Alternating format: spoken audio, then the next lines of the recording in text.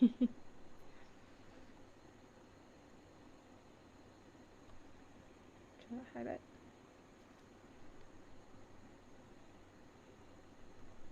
everybody. Good to see you, all of you guys. We're going to get started shortly.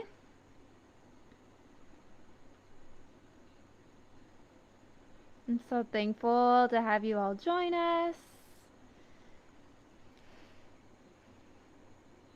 Hope you're all having a wonderful Monday.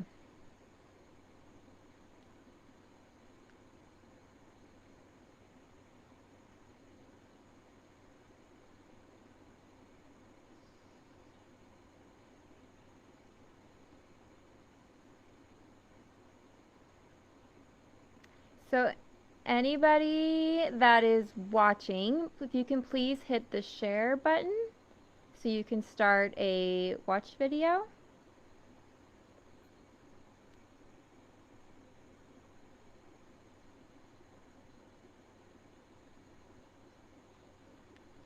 That way all your friends and family can join us.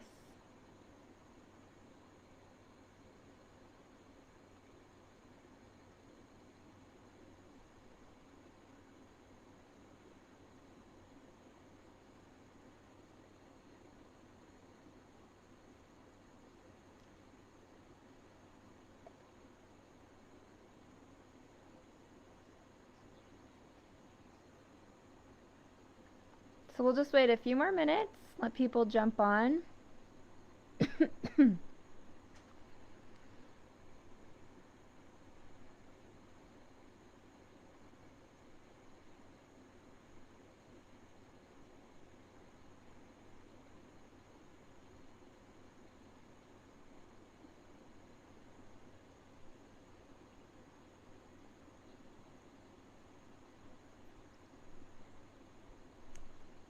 So thank you all again for joining. We'll get started in maybe 2 more minutes, so just hang tight, and thank you again.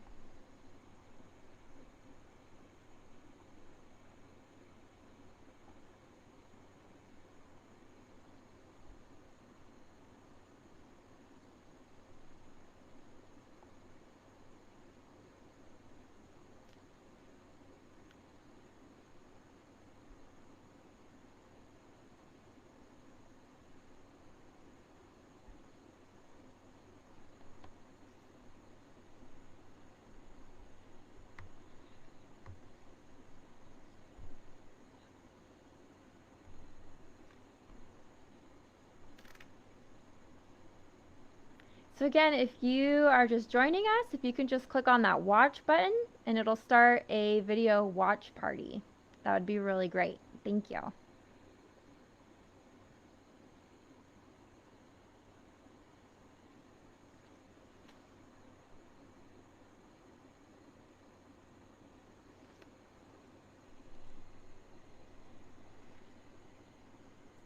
We see you all popping on. Thank you so much.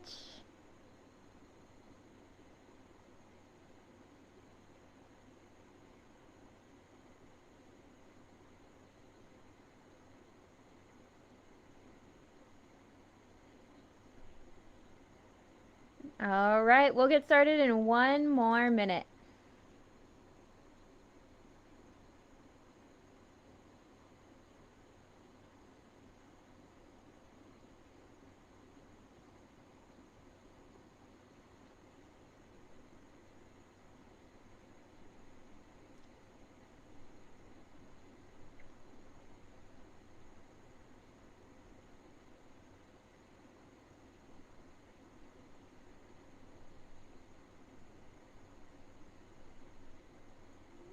All right. Thank you all for joining us today on our Facebook Live event for how to handle anger with your students. I know a lot of you may have been trying to work with your students more recently at home, trying to work through school. Maybe your school year is going to do some kind of hybrid program, and you might be dealing with some situations that you're just not really used to in terms of frustration and outbursts when it comes to that schoolwork, or even when it comes to just basic social emotional regulation.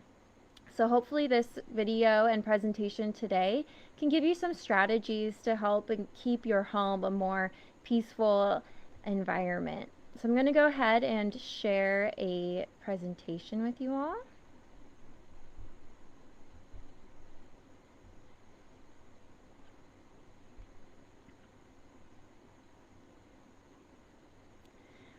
So this is our presentation. In Miracle 139, we like to use this acronym right here, this for anger, and it's a good strategy to help you remember steps to process through these anger or stressful situations that you might find yourself in with your students at home. So we like to say the A stands for acknowledging the emotion, N stands for never reason with an angry child, G, give them time and space, E for empathy, and R for both respect and resources. And I'm actually going to go through each of these letters in a little bit more depth. First, we want to acknowledge the emotion. So it helps if you use your student's name. I'll use the name Adam. Let's say if your student's name is Adam working with you, I like to say Adam, and then you want to restate what you heard them say so that they understand that you're acknowledging what they're feeling. So for example, if Adam is having some frustration with his math and maybe he feels that virtual learning just isn't right for him and he just starts to escalate, saying, you know, I don't need to do math, this isn't right, I should be in school. One of the first steps I would say is, Adam, I hear what you're saying. It sounds like you're really frustrated that you have to do your math here at home. It sounds like you're maybe not understanding the math. And again, that's kind of the first step, is just de-escalating and not engaging in an anger, but just kind of stepping back and repeating what you hear them say. Make them feel heard. And again, make them feel like what they're feeling is valid, that they have reason and that you believe them for what they're saying. The next step we like to say is never reason with an angry child. And I put this picture here because I feel like we've all felt like this mom here before, maybe this teacher, where somebody sets us off and we immediately go off on the child. And sometimes we're in that situation and we don't really see it for what it is. But if we step back and if we were to watch that situation from a third party and see it like this, we would see ourselves and think, you know, my name's Nicole. Nicole, I would think, why are you yelling at this child? This child clearly is having some frustrations, and here you are treating it with anger. So we want to remember that. A good way to help yourself not get angry with the child is to have a self-control plan. One thing about the brain, the way the brain works, is when something frustrating or something happens that's out of the norm, that can make ourselves feel stressed, we tend to go from having full control of our emotions and our reactions, which would be in the frontal cortex, to the back of the brain is actually what starts controlling us. And the back of the brain is what triggers that fight or flight mode. And that's the biological response that when we get triggered by something that we feel as a threat, we automatically feel like I either need to flee, threat, or flight, or fight it, meaning I need to get back and, you know, get angry and get really tense, and my hormones and my adrenaline really gets going. So for you to put this in your perspective, if you're at home and or even if you're at school and your student gets really angry and maybe they throw something at you. Again, we'll go back to the example of, let's say Adam is doing his math, he's feeling frustrated, he doesn't get the problem, and he blames it on the fact that he can't be in school, but he has to be virtually at school. And he gets up and he takes his calculator and he throws it at you. And again, your body is going to go, your brain's going to go back to that fight or flight response, and it might do something like this picture here. What we want to do is we want to regain control to the front part of our brain that thinks logically and rationally. And in order to do that, there's a 3-step process. The first thing you want to do is take a deep breath. I like to count to 3 when I take my deep breath. So if everyone wants to practice with me right now, count to 3 in your head as we take a deep breath. Where do you go? The second part of your step is to pick a mantra. And if you're listening to this right now, I want you to pick your mantra right now. It can be, God, please help me. Sometimes it helps to put your name. Like, again, my name's Nicole. My personal mantra is I say, Nicole, this isn't about you. Or you could say, Nicole, you got this. Whatever it is, you tell it to yourself. You don't have to say it out loud. So right now, go ahead if you want to pick one of these and insert your name. That can be it. Or if you have something else you want to say, just make a mental note of what that is. And then the third part of this self-control plan is to have some sort of physical action. So what that does is when you give your brain a command and tell your body to do something, when your body reacts the way that your brain told it to do, it pulls the control of your brain back to the front of your brain, again, which is where we want everything to be, in that frontal cortex, which gives us control. So it can be, you can tap your leg, you can touch your nose. It can be super subtle. Your kid does not know how to know that you're doing this. My personal one is I tuck my hair behind my ear. So go ahead and pick your action now, whatever that could be. Touching your elbow, fixing your shirt, pulling your hair back. Maybe if you wear glasses, you can do that. Go ahead and pick your action, and we're all going to practice this self-control plan right now. So we'll say the stimulus happens. The child gets mad at you. Adam throws the calculator. Here we go. Deep breath. Tell yourself your mantra, and then do your action. The whole thing can take about 5 seconds, but it really does pull that control back to the front part of your brain and allows you to act rationally, so you don't have to look back at, that third person self and see yourself yelling at this confused and helpless child.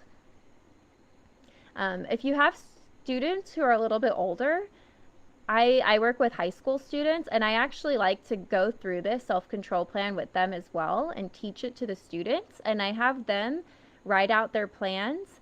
And if you have younger students, you could do the same thing, but maybe they want to draw a self-control plan. So this could be something that you and your student work with together. A good way to practice this is just try practicing it this week throughout your life. I'm going to challenge you throughout your day this week.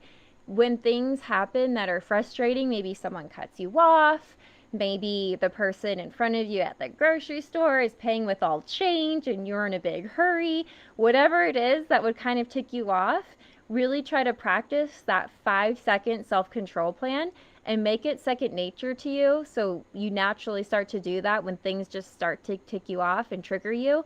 And that way it'll, again, like I said, become more second nature when your student starts to act up. The G, again, in the anger acronym, is give them time and space.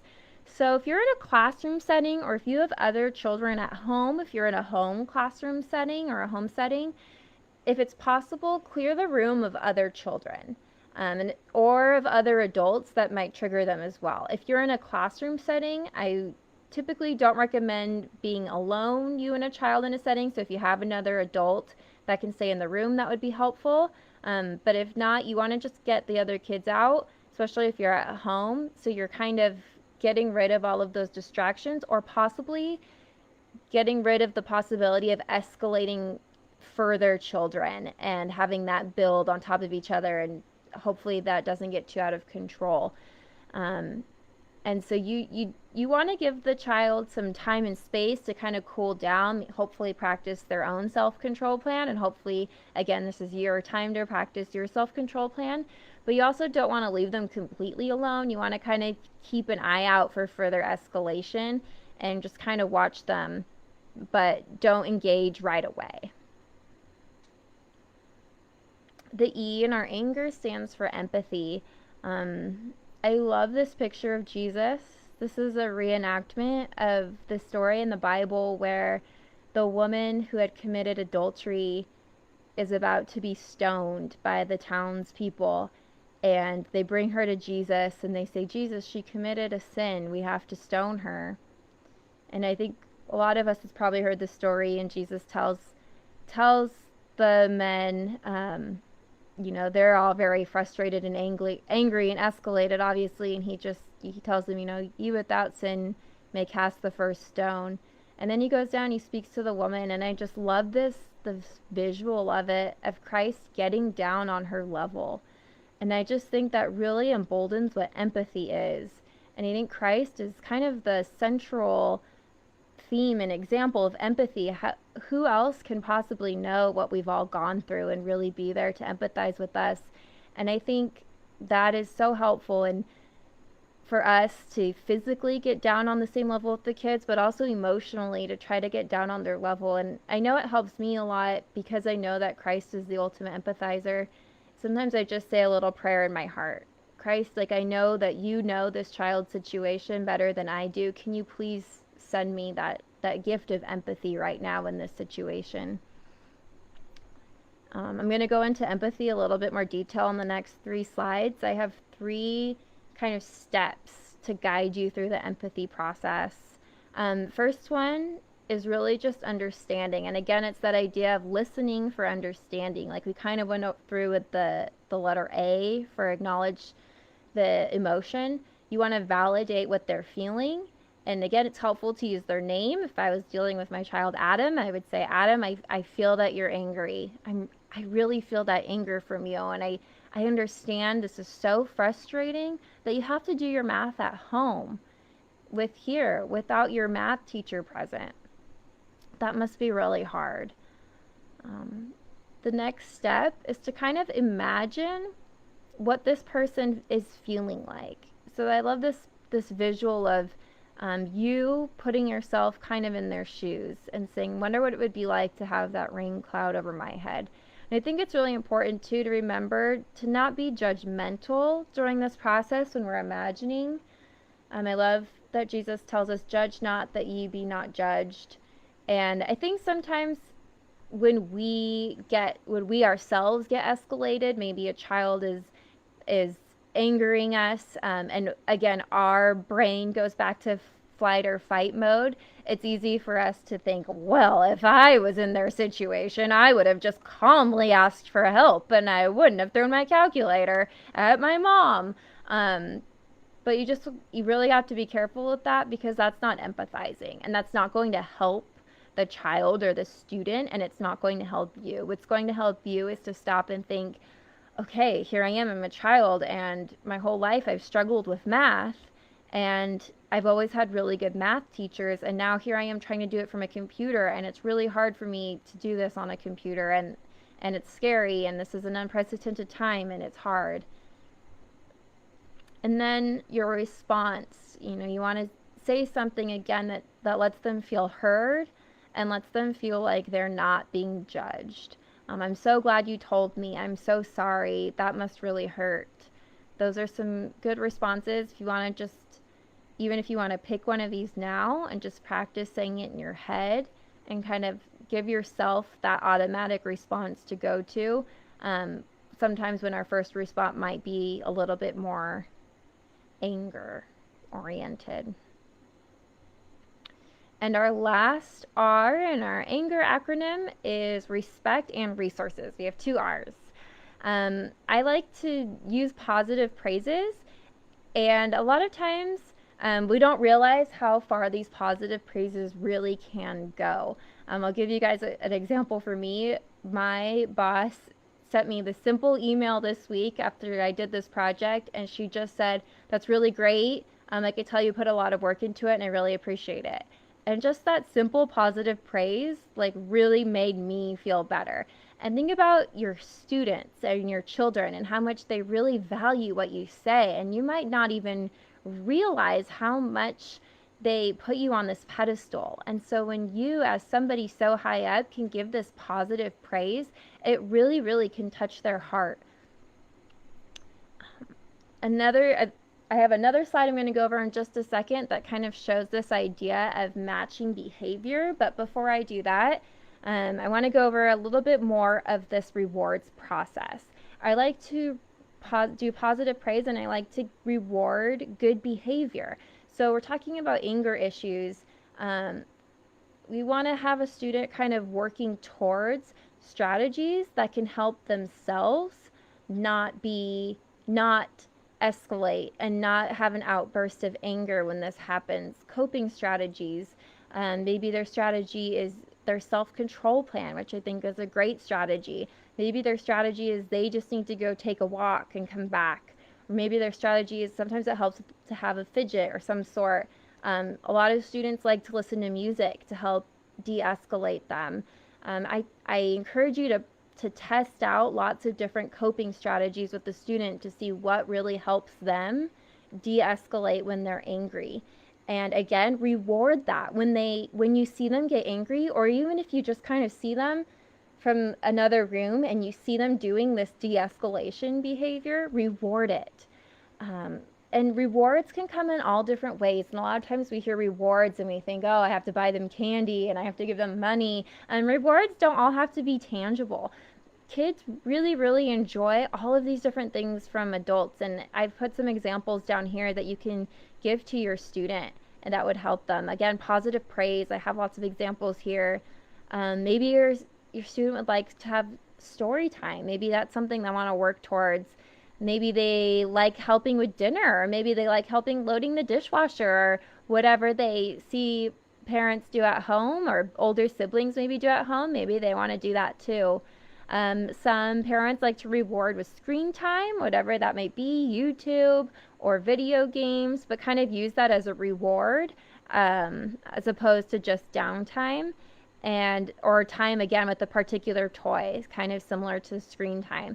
So my next slide I'm going to show you is just again another resource that might help with students using good positive de-escalation tactics. And it's kind of this idea of self and match, meaning the student, so this is one that I use with my students in my classroom. And so I have questions for the students to answer, and each one is individualized for the student themselves.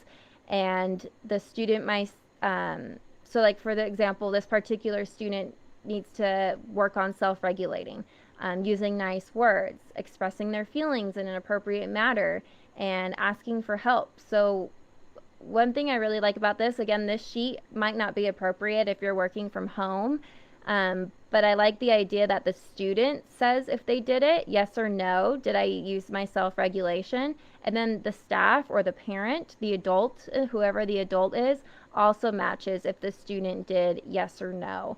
And you can kind of go through this form with the students on a daily basis or maybe on an hourly basis. And every time that they match you, maybe if you both said yes, you can give them points. And if you both said no, I also like to give them points. Maybe not as much. Sometimes I do 2 points for if we have a yes match and 1 point for a no match, just so the student is also being rewarded for recognizing their own negative behavior. But it's a good way to kind of build that reflection piece into the students.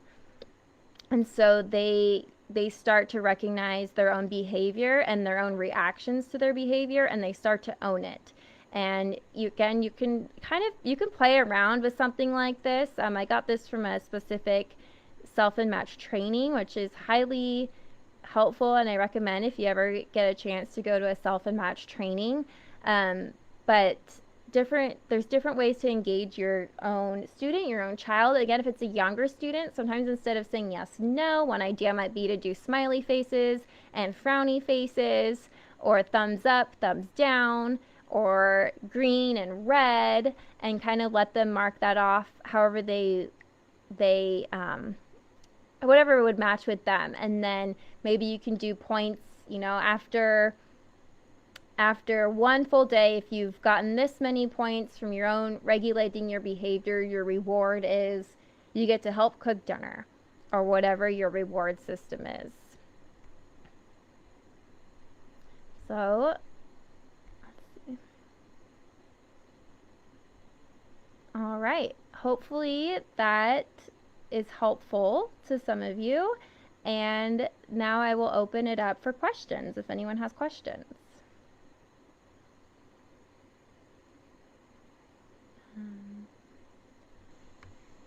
Let's see. I'm not exactly sure how to see your questions. Adam, maybe you can help me.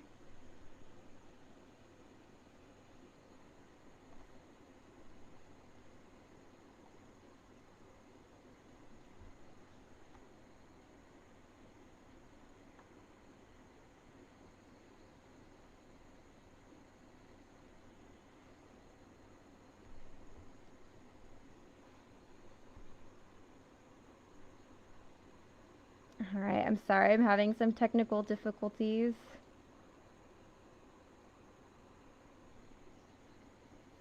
Thank you all so much for joining us.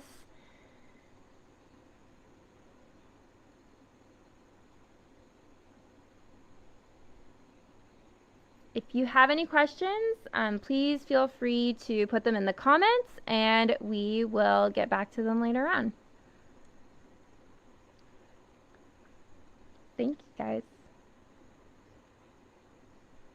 Thank you so much. We'll see you later.